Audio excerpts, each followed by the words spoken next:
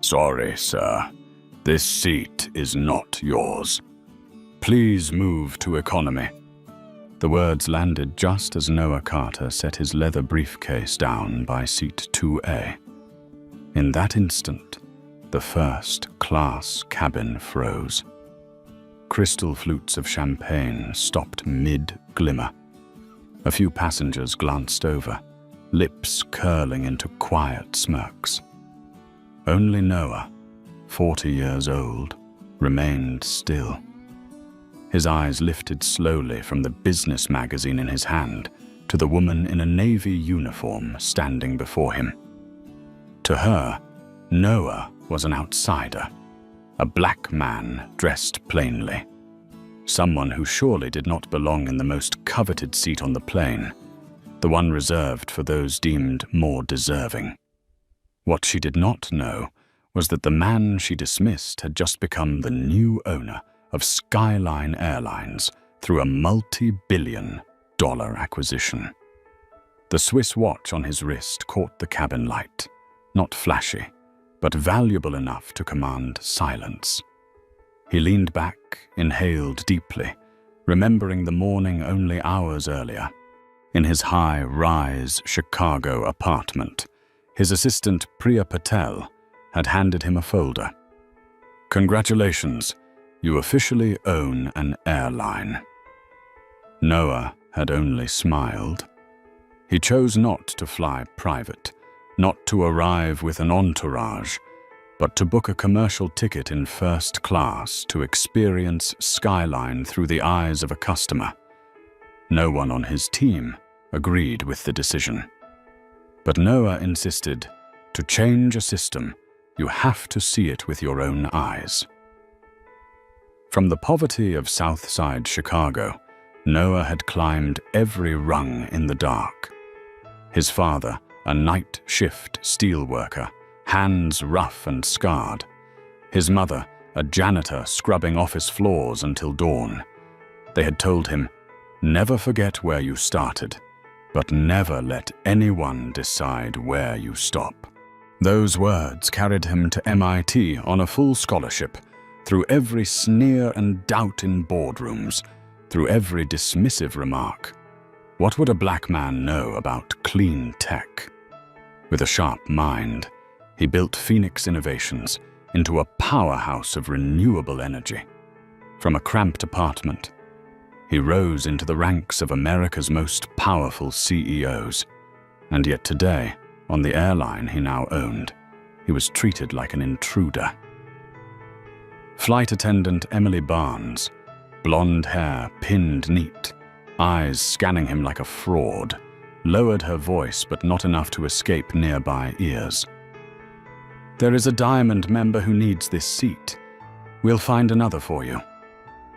Rage flared inside Noah, but he restrained it. Behind his silence was something larger. He knew he was watching Skyline's illness unfold in real time, an illness of bias, favoritism, and contempt. And what Emily had just done would stand as proof. No one else in the cabin knew the truth. To them, Noah was just another passenger being reassigned. To Emily, it was her duty to please a VIP. To Bradley Whitmore, the silver-haired businessman barking from the aisle, it was a victory, proof that he was more deserving. Only one man understood the pieces being moved, Noah Carter. He quietly set down his magazine, eyes sweeping the cabin. Every mocking glance, every secret tool, every whispered slight. He swallowed the bitterness rising in his throat, but in his gaze burned a quiet light. "You will learn today that you have made the greatest mistake." As Noah walked toward economy, his heart pounded heavy. Each step was humiliation, but also preparation for the counterstrike. In his leather bag, he carried more than a laptop and contracts. Inside lay the full blueprint to reform Skyline, the very plan he would present to the board the next day. And now, this cabin crew, this very flight, was adding chapters to a story that no one could deny. Seated in a cramped middle seat between two large passengers, his elbows pressed tight, Noah slipped out his phone. The encrypted message he sent carried only 2 words: "Activate Renaissance." On the other end, Priya Patel would know what it meant. The reform had begun. The story of a boy from South Side, once dismissed, now the CEO commanding an airline empire, was entering a new chapter. It was no longer about a seat, no longer about a flight attendant. This was a battle to redefine fairness from the skies to the ground below, and the crew that had forced him out of first class had no idea they had just lit the fuse of a storm that would sweep away an entire system. The economy cabin was stifling. Cramped space, whispers, the click of seat belts, the sighs of passengers weary of delays. Noah Carter sat in seat 23B, wedged between 2 large men, his shoulders pressed so tightly he could barely breathe. The smell of snacks and the stale plastic of the tray table added to the suffocation. He gave a thin smile. From a first-class seat worth over $2,000, he was now crammed into a spot where his knees nearly touched the seat ahead. A quiet humiliation. Yet in his eyes, there was no despair, only the cold fire of a man recording every detail to calculate his counterstrike. Flight attendant Emily Barnes passed by without so much as a glance at Noah. But for the white passenger across the aisle, she bent low, her smile radiant, her voice sweet. "Would you like some champagne, sir?" Noah narrowed his eyes. Every gesture, every smile, every small but glaring difference. He pulled out his phone, pressed record, letting their own voices condemn them. Class, race, prejudice, all wrapped in the moment. Emily handed champagne one way, then stepped past him as if he were invisible. A deep voice spoke beside him. "Don't be surprised. This happens every flight." Noah turned. A middle-aged man with dark skin and a sturdy frame extended his hand. "Trevor Miles," he said. "I work in logistics. I fly Skyline all the time. And trust me, this is normal." Noah tilted his head. "You've been treated like this too?" Trevor gave a weary nod, anger simmering beneath. "Last time, I was pulled for extra security screening for the 5th time in a year. The white passengers with me never were." Noah exhaled slowly. He knew Trevor was telling the truth. This wasn't an isolated incident. It was a pattern, a systemic disease. The chime dinged. An elderly Indian woman in the row ahead pressed the call button over and over. Her face had gone pale, her hands shaking as she clutched her chest. Her husband, frantic, pleaded for help. Emily and Chief Attendant Grant Ellis walked past, glancing briefly before moving on. Grant muttered dismissively, "Probably just nerves. She should breathe slowly." Noah's eyes widened. He saw it clearly. The pale lips, the rapid breaths, the weakening movements. Classic warning signs. And he knew if they hesitated, her heart could stop. Without a pause, he shot to his feet, his voice ringing through the cabin. "She's having a heart attack. She needs medical help now." Grant frowned, his tone sharp. Are you a doctor? Sit down. Noah's reply cut through like steel. I was an EMT volunteer at MIT.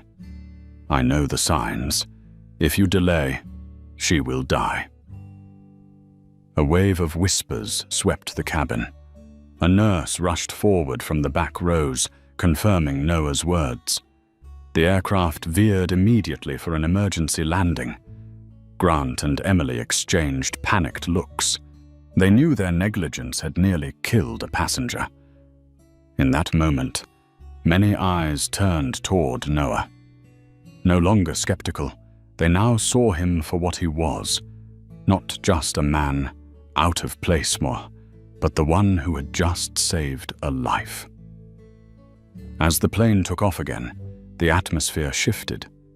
Passengers of color began to whisper, sharing their own stories. A Latina woman spoke of constantly being mistaken for a flight attendant despite her business suit. An Asian professor admitted he was checked for upgraded tickets more times than anyone else. Noah quietly recorded it all. He knew each story was a piece of a puzzle, together forming the portrait of an airline run on bias. Trevor leaned in, voice low. You've got a plan, don't you? The way you're watching. You're not just another passenger. Noah smiled faintly. He said nothing, but his eyes burned with resolve. Tomorrow, everything changes. Emily passed again, her voice dripping with disdain, whispered to a colleague, but loud enough for Noah to hear. He thought he belonged in first class. Guess he's been exposed now. The words, petty as they seemed, were the final hammer blow. To her, to them, Noah had never belonged there. He straightened, pulled out his phone, and sent an encrypted message to Priya Patel. Prepare emergency board meeting, B-24, Atlanta landing. Short words, but heavy enough to shake Skyline to its core. Outside, the jet cut through the silent night sky. Inside the cabin, a storm was gathering, fed by indifference, prejudice, and venomous whispers. And when the wheels touched down in Atlanta, it would not be the end of a flight. It would be the beginning of a new era for Skyline. The Boeing 787 trembled slightly as it touched down on the Atlanta runway. The cabin lights flicked on, passengers bustling to gather their bags. But Noah Carter did not. Move. He sat still, eyes sharp and fixed ahead. Everything was only just beginning. Chief Attendant Grant Ellis and Emily Barnes stood at the cabin door, plastering on hollow smiles.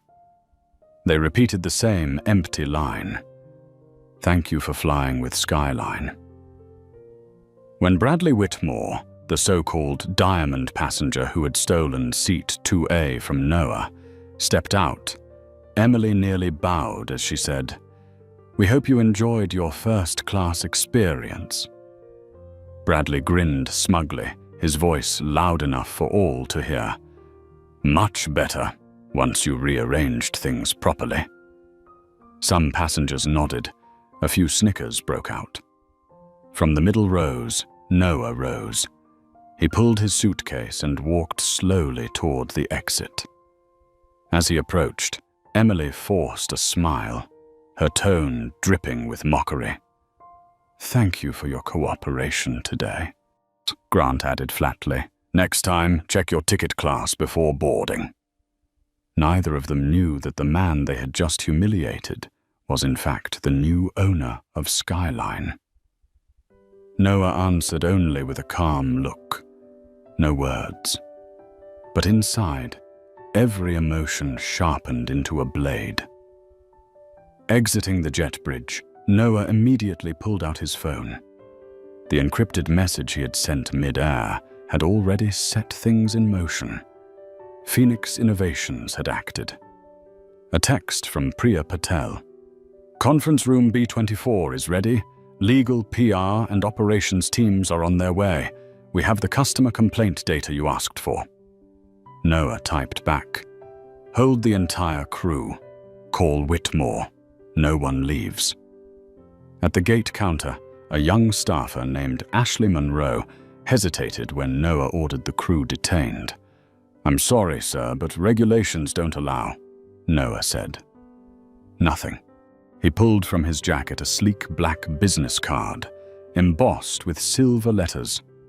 Noah Carter, Chief Executive Officer, Globetech Corporation. Ashley's eyes widened.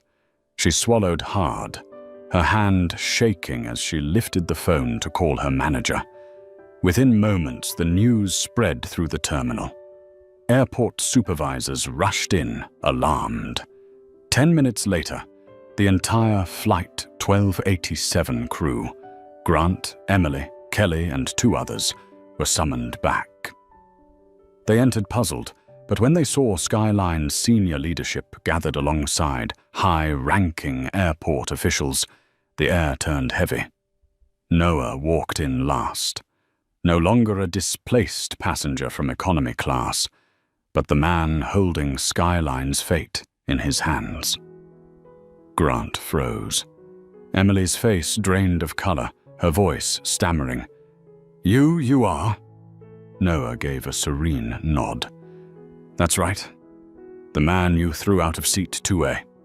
They were led into the conference room B24, now packed.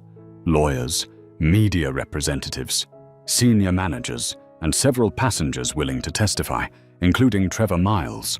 On the table, rows of laptops displayed streams of customer complaints, charts and numbers, flashing like evidence in court. Noah took the chair at the head.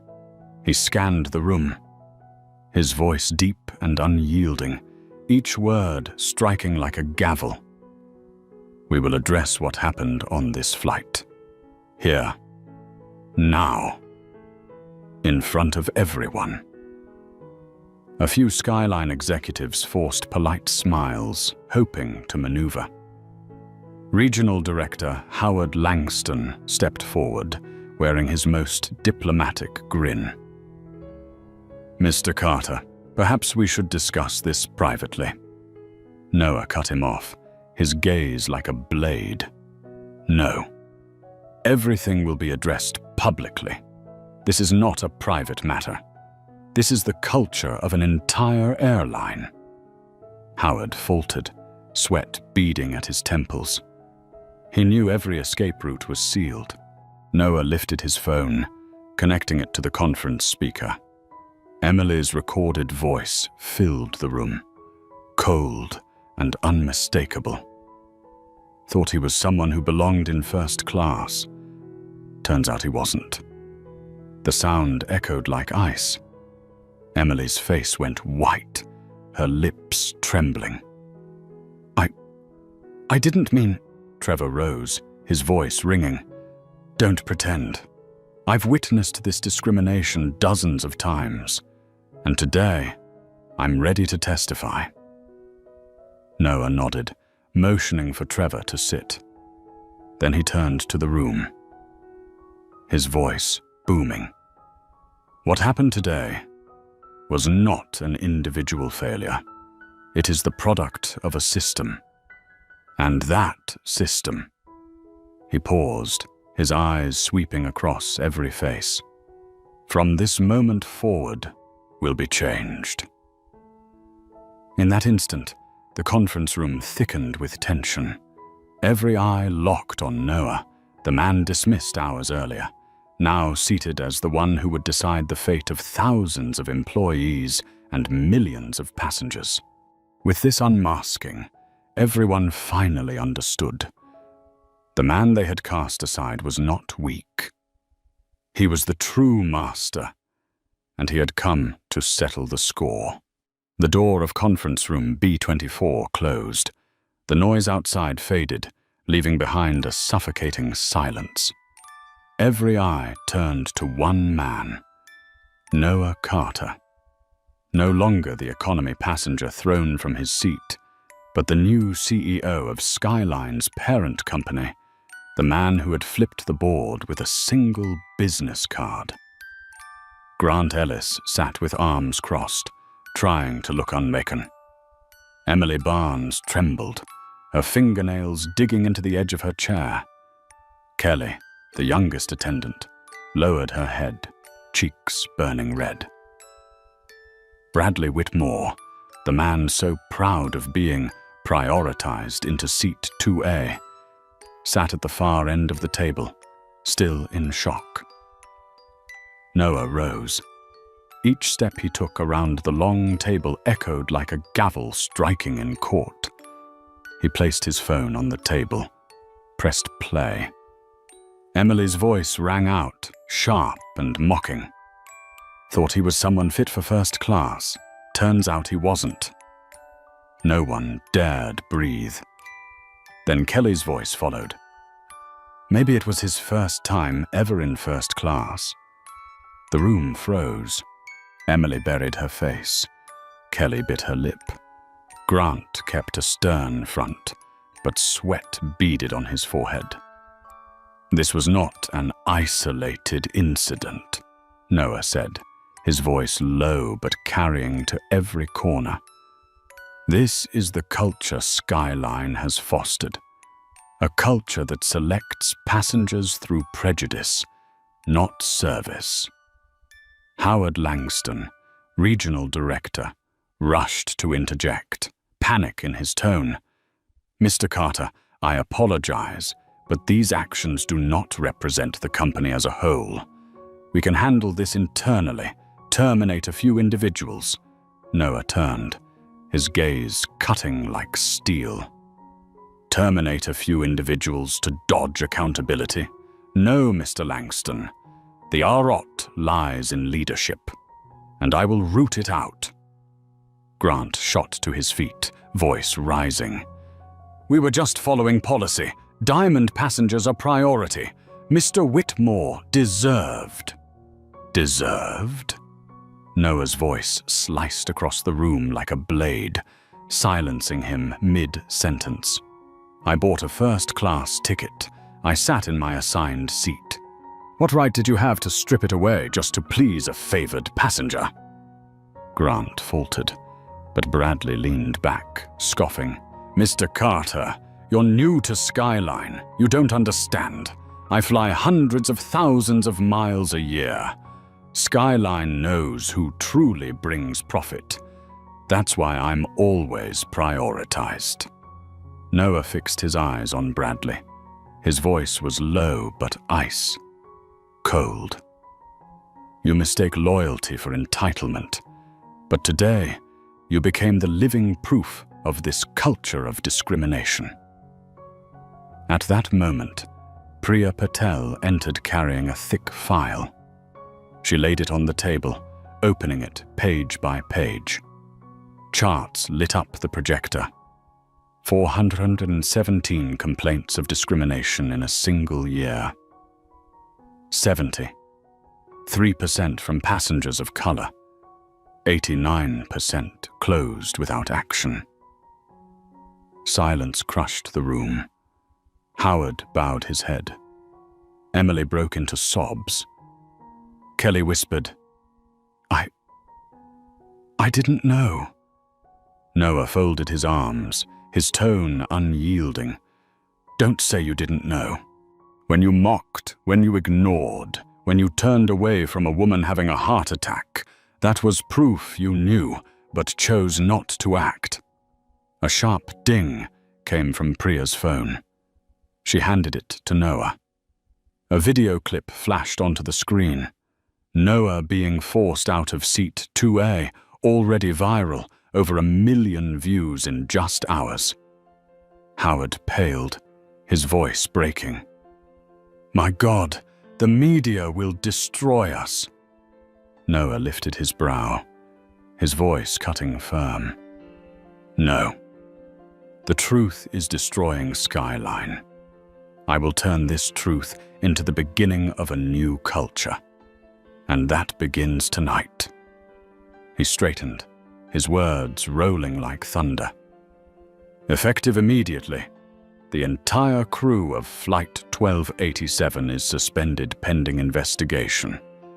Bradley Whitmore, your preferential contract with Skyline will be reviewed.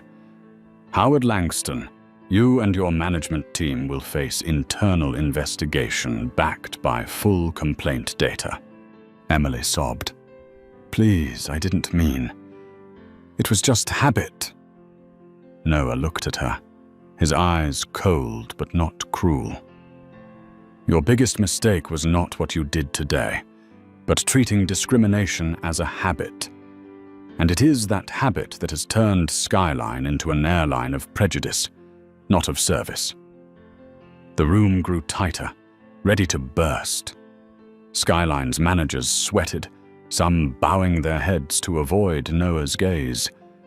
But at the back, Trevor Miles gave a firm nod. He knew this moment would mark company history. Noah drew a deep breath, his voice slow but resolute. Tomorrow, I will face the press, and I will tell the world this. Skyline will change. No more privileges based on skin color. No more ignored cries for help. From today, justice will fly with every flight. Outside, the airport intercom called another departure. But inside B-24, no one moved.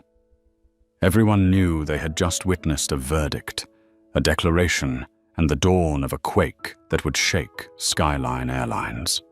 And at the center of it stood Noah Carter. No longer the passenger cast aside, but the true CEO, the man who had just unmasked an entire system. The next morning, the Meridian Atlanta Hotel became a fortress of media. The grand lobby was flooded with flashing lights. Dozens of satellite trucks lined the entrance. From the New York Times to CNN, from Reuters to the BBC, every major outlet had sent reporters. A video showing Noah Carter being forced from seat 2A had spread across the globe.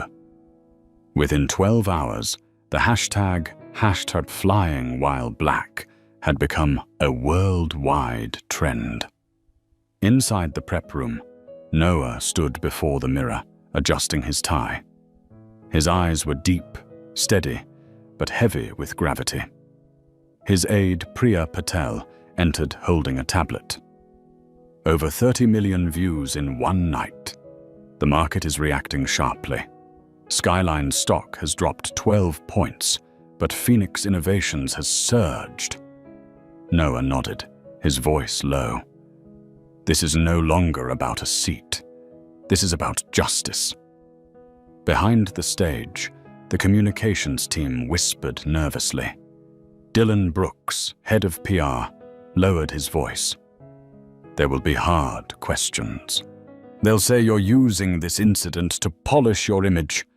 They'll ask about legality, about shareholder value. Noah gave a faint smile. I've faced doubt my entire life. A few questions cannot shake me. He stepped out. The lights blazed. The room was packed with journalists. Lenses pointed straight at him. The air was tight as a drawn bow. Noah placed his hands on the podium, drew a long breath, and began. Good morning. I am Noah Carter, CEO of Phoenix Innovations, and as of yesterday, the new CEO of Globe Tech, the parent company of Skyline Airlines. A wave of whispers rippled across the room. Several reporters immediately typed furiously. Yesterday, traveling from Chicago to Atlanta as a regular passenger, I was forced to give up my rightful first-class seat. The reason? Another white passenger was deemed more deserving. I am not sharing this to complain about myself. I share it because that moment was a mirror reflecting a disease that has lasted far too long. Systemic discrimination. He pressed the remote. The giant screen behind him lit up with the video. Emily forcing him down to economy, the mocking laughter, and then the moment he stood to save an elderly Indian woman from a heart attack. The hall held its breath. Noah paused the video, turning his gaze directly into the cameras. This was not just a mistake. It was proof of a culture built on bias. And I stand here to say, from today, Skyline will change. A CNBC reporter stood. "Mr. Carter, some argue you are exploiting this incident to demonstrate power after your acquisition. How do you respond?" Noah straightened, his voice ringing clear. "If I had stayed silent, you would call me a coward. If I speak out, you say I exploit. The truth is this: silence means complicity. I choose action." Another journalist pressed sharply. "But sweeping reforms could unsettle shareholders. Are you not afraid of losing market value?" Noah answered, each word striking like a drumbeat. When a company builds profit on humiliating its passengers, that value is an illusion. Justice does not destroy value. Justice creates lasting value. In the front row, Trevor Miles, the passenger who had witnessed the incident, stood up. Though not a journalist, he asked to speak. "I fly Skyline dozens of times each year. What I saw yesterday was not rare. It was routine. Mr. Carter, if you truly change Skyline, you will have the support of thousands of passengers like me." Applause thundered, spreading through the hall. Even some reporters who had stayed neutral nodded in agreement. Noah lifted the microphone, his voice warm but firm. "I am not seeking applause. I am seeking accountability. Skyline will establish a passenger bill of rights, transparent and fair. Every complaint will be reviewed by an independent counsel, not buried by management. And those who spread prejudice will have no place in this organization." Each word struck like a hammer, breaking through years of silence. Suddenly, the back doors burst open. Bradley Whitmore stormed in, face flushed red. He pointed at Noah, shouting, "This is abuse of power! He is destroying Skyline for his own ego." The reporters erupted. Cameras swung toward Bradley. Noah did not flinch. His gaze was steady, his voice calm. "Mr. Whitmore, would you like to tell the world why you believe you deserved to take another man's seat?" Bradley froze. A flurry of questions forced him to explain. But the more he spoke, the more his arrogance and entitlement spilled out. In the eyes of the press, he was no longer a loyal VIP, but the living symbol of rotted privilege. Noah closed with a voice that rolled like thunder. "Yesterday, I was forced from seat 2A, but today I sit in a larger seat, the seat of leadership. And from this seat, I promise, no passenger will ever again feel lesser because of their skin, their name, or their origin." Applause erupted like a storm. Cameras captured everything, from Noah's unwavering resolve to Bradley's unraveling composure. The images spread instantly, becoming the symbol of a revolution in aviation. Noah quietly left the podium, stepping backstage. Priya met his eyes, pride and concern intertwined. "You just declared war on an entire system." Noah's smile flickered, his eyes burning bright. "Yes, and I do not intend to lose. While the applause of the press still echoed in the hotel lobby, at Globe Tech headquarters in New York, another storm was brewing. On the 42nd floor, the long glass, topped boardroom table was surrounded by 12 tense faces, the board of directors. The massive screen played live footage from CNN, showing Noah Carter declaring the suspension and investigation of Skyline's entire management, along with his promise of systemic change. A few members nodded in approval, but most frowned in worry. Randall Morrison, a longtime shareholder with slick silver hair, slammed his hand on the table. "He's lost his mind. We didn't acquire Skyline to turn it into a social experiment. The stock lost hundreds of millions in a single day."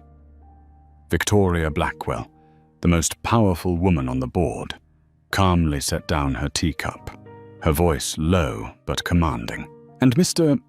Morrison, are you ignoring the fact that the viral video has reached 60 million views in just 24 hours? Public sentiment isn't with Skyline, it's with Carter. That is our greatest asset right now." Another director interjected nervously. "But if we let him continue, the market will stay volatile. Investors hate risk. A brand new CEO, less than 48 hours in, already flipping an entire company upside down. This sets a dangerous precedent." Victoria leaned forward, her gaze sharp as steel. "What's more dangerous is continuing to cover up discrimination and facing dozens of class action lawsuits. Carter is not just speaking about morality. He is calculating economics." Meanwhile, in another room at the Meridian Hotel, Noah was in an emergency meeting with his team. Priya Patel scrolled through reports. Dylan Brooks updated the media landscape. Amara Jackson, the chief legal officer, placed a thick folder on the table. "We've received over 200 testimonies from former Skyline employees just overnight. They are willing to testify about systemic discriminatory policies engineered by Howard Langston and his group. If this goes to court, Skyline won't stand a chance." Noah folded his arms, his gaze deep and steady. "They know I have the evidence, and they won't sit quietly." True enough, that evening Howard Langston appeared on an opposition news channel. He tried to appear calm, but his voice was dripping with venom. "Noah Carter knows nothing about aviation. He's just a tech guy, exploiting a minor incident to stage a spectacle. This is an insult to employees who have dedicated their entire lives to Skyline." Behind the curtain, Bradley Whitmore sat with his legs crossed, smiling smugly. He whispered to the host, "Push the angle of Carter's personal ambition. He wants power, not justice." Back in the hotel room, Noah watched the broadcast on the big screen. His face remained calm, but his fists clenched tight. Trevor Miles, the passenger who had witnessed everything on the flight, spoke up beside him. "You can't let them dominate the airwaves. If they twist the narrative, the public will be misled." Noah nodded, his voice deep. "We don't respond with words. We respond with truth." He turned to Dylan. "Prepare to release the full complaint data and set up a live town hall. I want to face the audience directly. No shields, no excuses." Night fell over Atlanta. On a high balcony, Noah stood alone, gazing down at the glittering city. In the night breeze, he remembered the South Side neighborhood where he grew up, where his father came home from night shifts with his shirt soaked in sweat, and his mother bent over scrubbing office floors until dawn. They had told him, "Never let anyone decide where you belong." He whispered softly, Father, Mother, today I sit in the chair they once said I would never reach. And from this chair, I will force the system to change. But behind the lights, shadows were moving. A strange message appeared on Priya's phone. Tell Carter to stop, if not, we'll go after his family first. Priya went pale and immediately handed it to Noah. He read it, his eyes hardening with an icy fire he had never shown before. This was no longer just a battle in boardrooms. This was a fight for survival, where power clawed into the darkest corners. Noah gripped the phone tightly, his voice like a vow. They think threats will make me retreat, but their threats prove I am on the right path. And this time, I will not back down. A knock came at the door. Security reported that a crowd of supporters had gathered outside the hotel, holding banners that read, "Stand with Carter." Their chants rose into the night, merging with the heartbeat of a city waiting for justice. Noah turned to Priya, Dylan, Amara, and Trevor. His voice was slow, steady, but burning with fire. Tomorrow, we don't just face the board. We face those who have thrived on injustice. But remember, justice never comes easily, and that is exactly why it's worth the fight. Dawn spread a pale gold light over Atlanta, but inside Noah Carter, the air was heavy, thick like a storm about to break. A message from Priya Patel arrived at 6 a.m. Globe Tech Board meeting at 9 a.m. topic: limiting the CEO's power to hire and fire. Noah read it and closed his eyes briefly. He had expected this, but it still felt like a blade twisting in his chest. Last night, he had sworn not to back down. This morning, that vow would be tested by fire. The Globe Tech Tower in New York glowed like a fortress of steel and glass. On the 42nd floor, the grand boardroom stretched wide, leather chairs set in a sweeping arc. Familiar faces filled the seats. Morrison, cold and venomous. Victoria Blackwell, calm, her eyes unreadable. Other shareholders wore masks of worry, anger, or quiet support. When Noah entered, every gaze fixed on him. A grey suit, a neat tie, his slow, deliberate steps landing like hammers on the floor. No one saw a man dragged from seat 2A anymore. Before them stood a CEO who understood exactly where his power lay. Randall Morrison opened, his gravelly voice sharp. We meet today because Mr. Carter's actions have caused catastrophic losses in the market. Over $400 million vanished in 24 hours. I propose a vote. Restrict the CEO's power to hire and fire, forcing all major decisions to require board approval.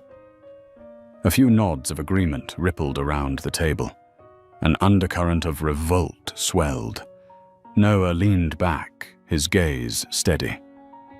Before you vote, listen to some numbers, he signaled. Priya entered, setting a portable projector on the table. Charts and graphs lit the massive screen, data from legal and communications teams.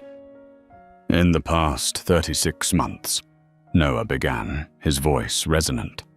Skyline has received over 1,200 complaints of discrimination. 3% were closed without action. Potential lawsuits alone could cost this company more than $800 million. That is the real evaporation of value, gentlemen. Silence fell heavy. Morrison's hands gripped the arms of his chair.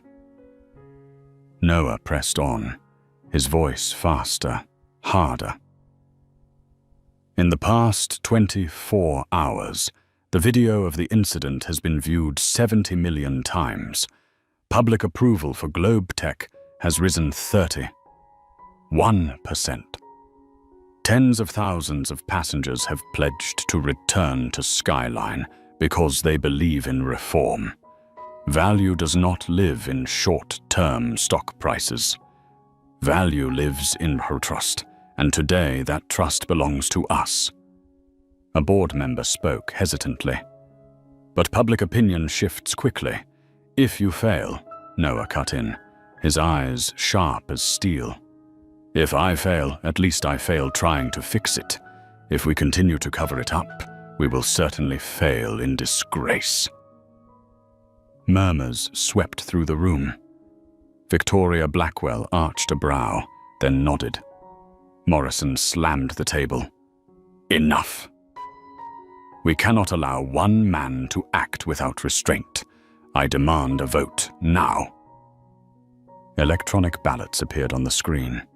5 votes, yes, Morrison and his faction.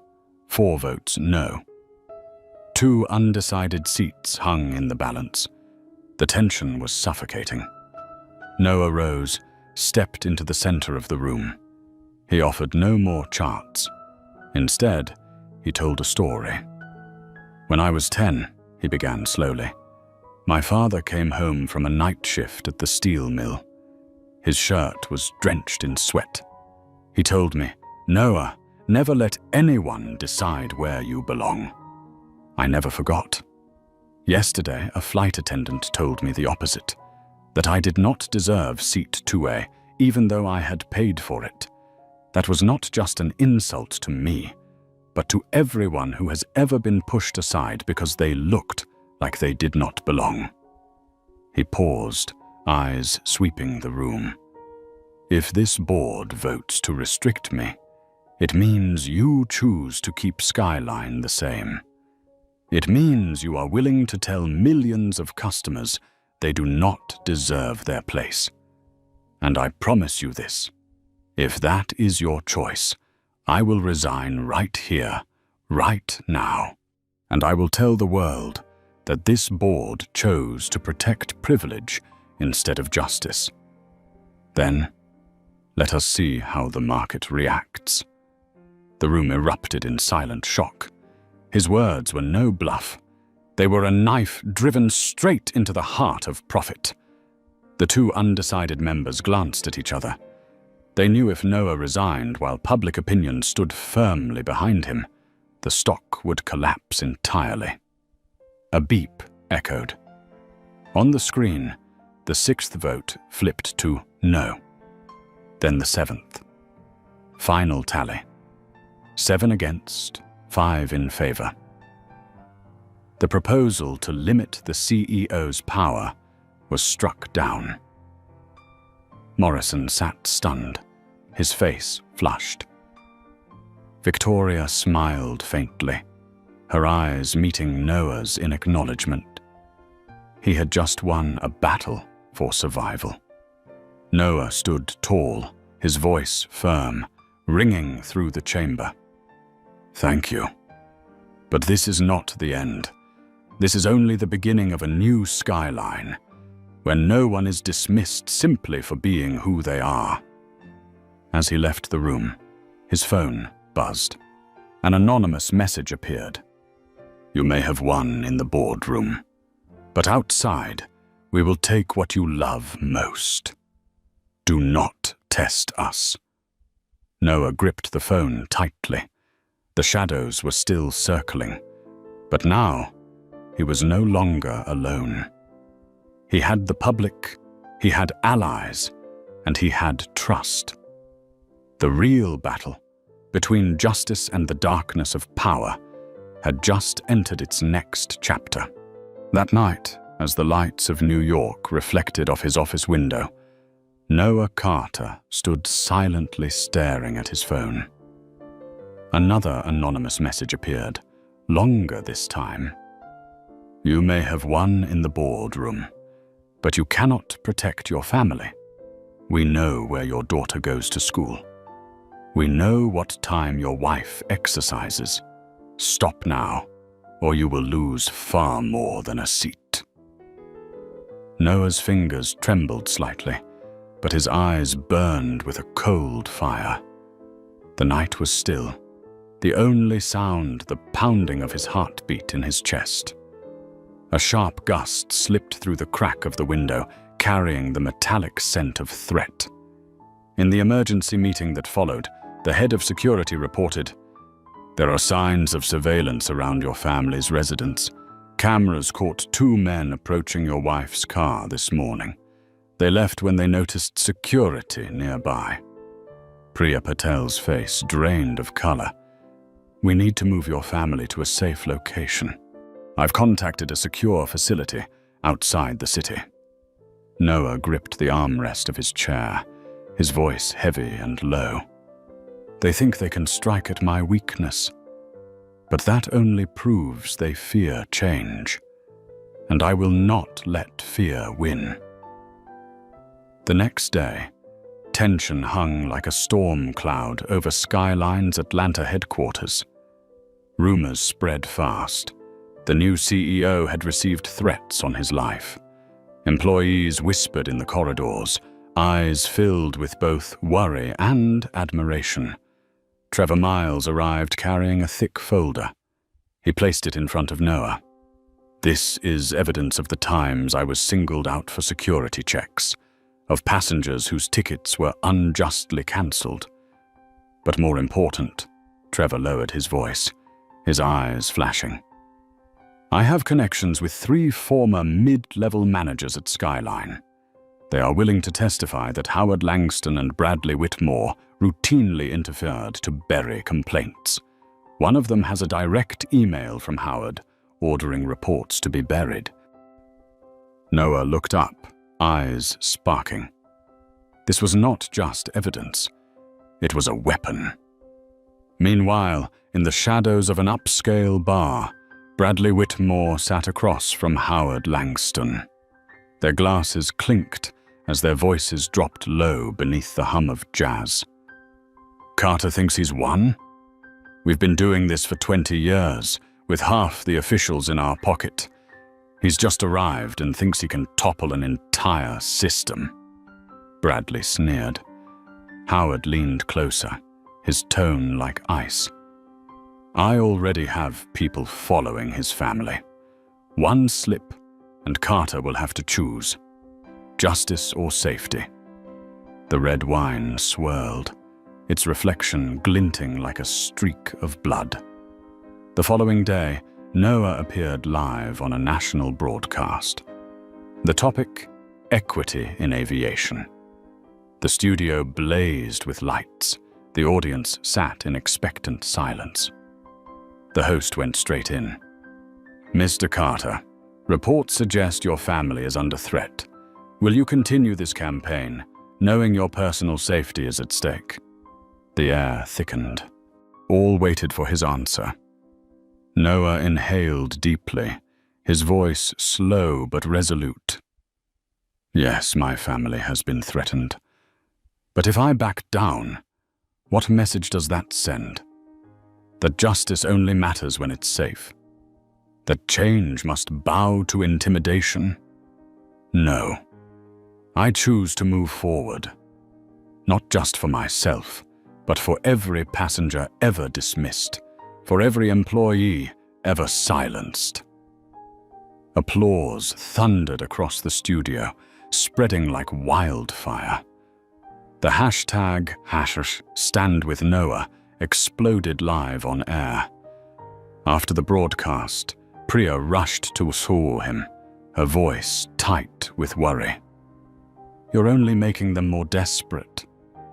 Noah placed a hand gently on her shoulder, his eyes soft but unwavering. "I know, but silence is even more dangerous.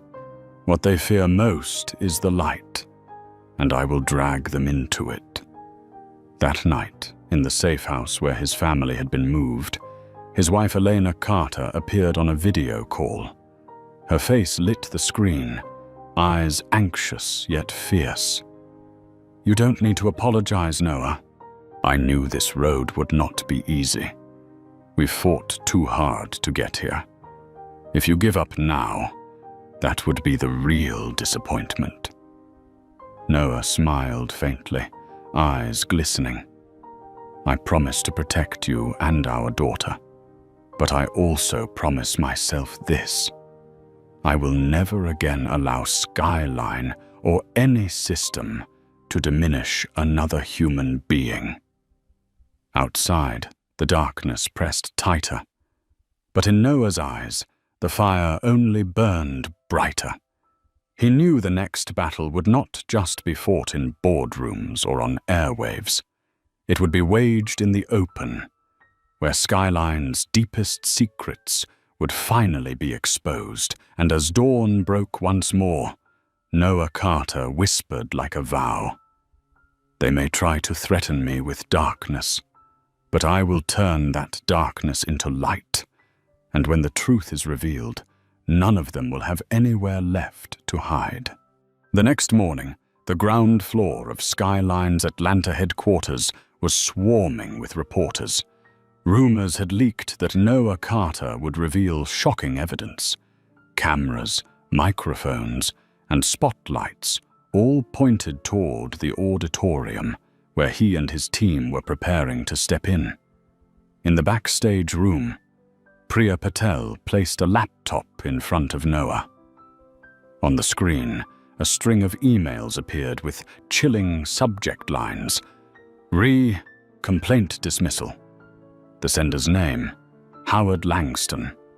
The content, close the file. No further investigation needed. Do not upset a Diamond client. Noah scrolled through each message, his eyes dark but steady. He looked up at Trevor Miles, the man who would testify. "Are you ready?"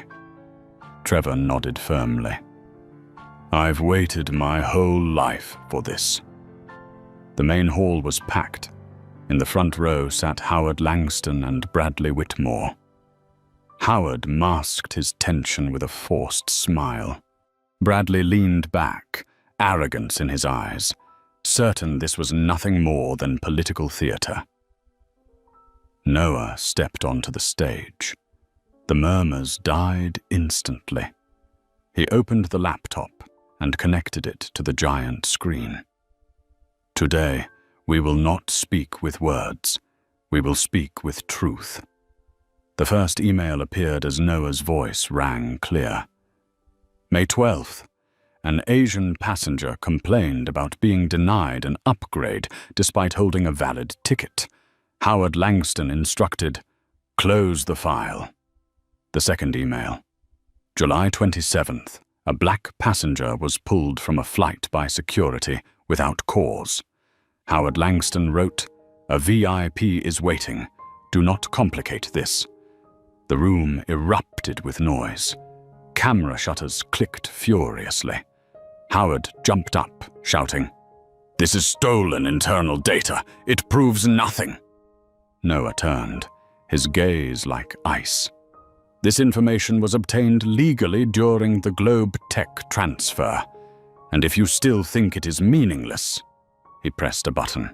A recording played, Howard's own voice. "We need to keep Bradley happy.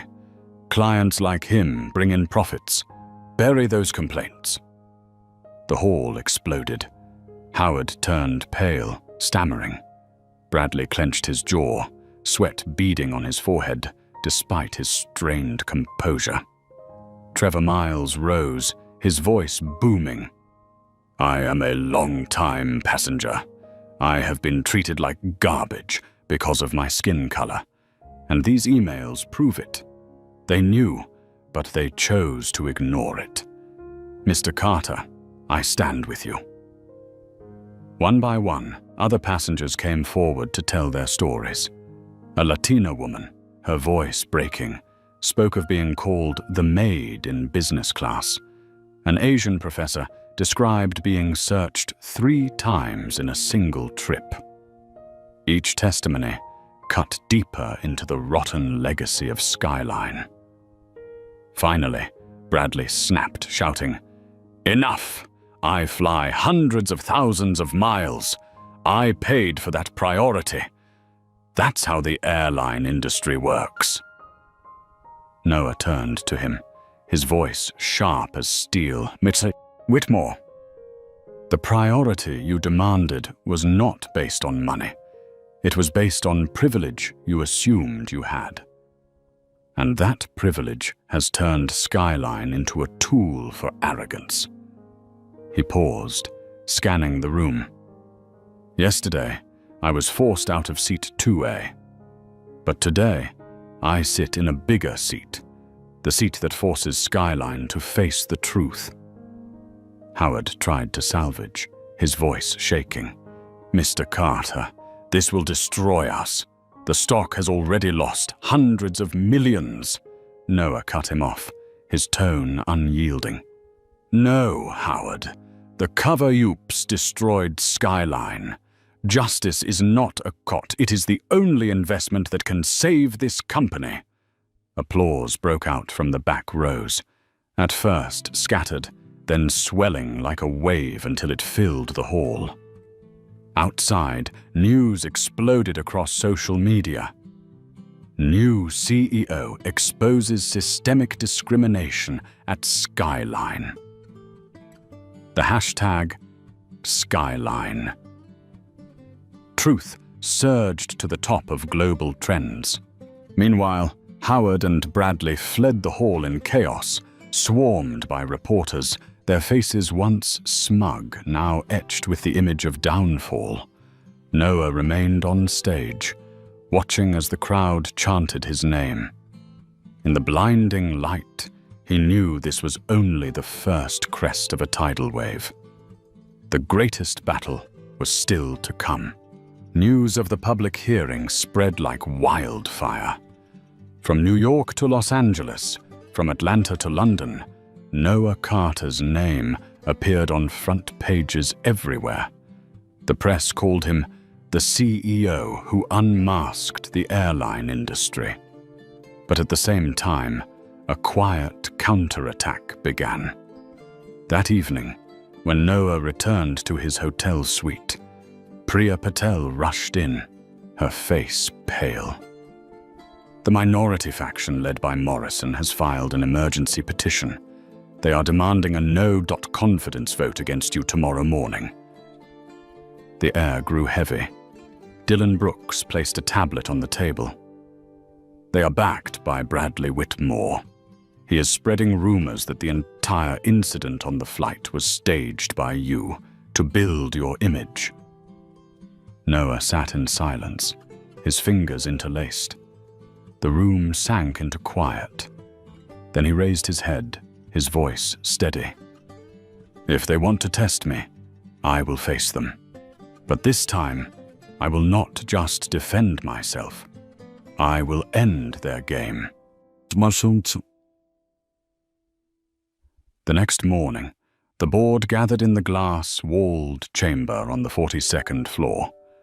Morrison sat upright, his arrogant smile as if victory was already his. Bradley, though not a board member, appeared with legs crossed, his gaze dripping with defiance. Noah entered calmly. He did not carry stacks of documents as usual. Only a small USB drive rested in his hand. "Before you vote," he said, his voice echoing, "watch this." The giant screen lit up. It displayed recordings of emails and internal messages provided by Trevor Miles and the group of former managers. In them, Bradley repeatedly demanded that Howard Langston bury complaints, threatening to withdraw contracts if his seating privileges were not secured. The final clip was a leaked video from a bar meeting, Howard's icy voice ringing clear.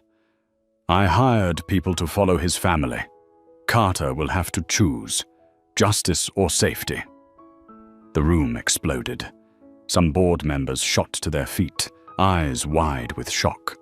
Victoria Blackwell gripped her chair, her gaze cold as steel as it swept toward Morrison. Bradley turned pale, leaping up and shouting, "This is fabricated! Cut it off! This isn't legal. Noah looked directly at him, his voice thunderous. Legal or not, the public will decide. You turned Skyline into a haven for greed and privilege. And now the world will see the truth. Victoria stood, her voice firm and resonant. I propose we change the motion. Not a no confidence vote against Carter, but the removal of those who enabled this rotten culture. The electronic beeps rang one by one. 9 votes in favor, 3 opposed. A decisive majority. Howard Langston was stripped of his position on the spot. Morrison was formally reprimanded. Bradley Whitmore lost all his privileged contracts and now faced potential criminal investigation for interference. In that room, the balance of power had shifted. The man once forced from seat 2A now sat unshaken in the highest seat of authority. That afternoon, Noah stood before the press. Microphones bristled, flashes erupted. He took a deep breath and spoke. Today marks the end of the old Skyline, an airline run by privilege and contempt. And it marks the beginning of a new Skyline, where every passenger, no matter who they are, will be treated with respect. He raised a document high. I hereby announce the Passenger Bill of Rights, effective immediately. Every passenger has the right to fair service. Every complaint will be investigated transparently. No one will ever again be forced from a seat because of their color or their background. The applause thundered like waves. The hashtag #SkylineNewEra erupted globally. That night, in his private office, Noah called his wife on video. Elena's warm smile replaced days of worry. You kept your promise. You protected not only our family, but millions of others. Noah nodded, his eyes glistening. I did not win alone. I won with everyone who was ever dismissed. And from today, they will never have to stay silent again. Elsewhere, Morrison sat in a darkened room, his hands trembling as he turned the latest financial report. Skyline stock had rebounded spectacularly, even surpassing pre-crisis levels. He whispered bitterly, he didn't just win. He turned justice into profit. Victoria Blackwell, quietly observing, smiled. In her eyes for the first time shone a spark of hope. Perhaps at last, a new era has begun. In the world of business, power is often measured in numbers, stock prices, revenue, profit. But the story of Noah Carter reveals a different truth. Real power lies in the ability to force an entire system to change when it is wrong. From a first-class seat taken away, Noah turned humiliation into a catalyst. He did not stop at reclaiming fairness for himself, but used that moment to shine a light across an entire corporation. And so Skyline Airlines transformed from a symbol of privilege into proof that justice is not only about morality, it is also a sustainable business strategy. The lesson here is simple yet profound. Never underestimate a person just because they seem out of place. Because the very one you look down on may be the one holding the future of an entire system. If this story resonates with you, hit like to spread the message. Subscribe so you will not miss the journeys ahead, and leave a comment with just 2 words: real change. Because true change always begins with a single moment of courage to stand up.